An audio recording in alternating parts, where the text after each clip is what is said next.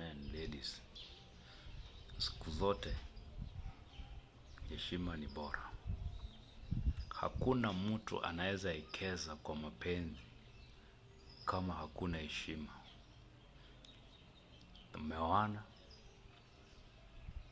mwanamke haheshimu mwanaume, mwanaume haheshimu mwanamke, na bado unataka huyo mtu ambaye umheshimu aekeze katika mapenzi yenu? Hapana, hiyo haiwezi. Unataka heshima katika mapenzi, unataka mtu aekeze katika mapenzi, lazima uheshimu, uone mtu huyu anafaa katika maisha yako. Then ndio mtu ataekeza katika mahusiano yenu.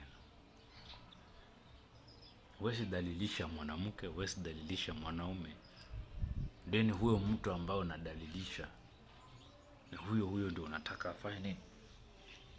Aekeze katika hiyo mapenzi. Hiyo haiwezi. Hiyo ni noma sana, hiyo ni ngumu.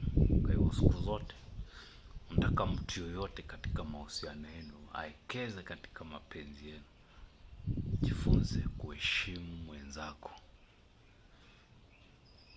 Jifunze kuheshimu mwenzako, na ataekeza katika mapenzi yenu. Ataekeza katika mapenzi yenu.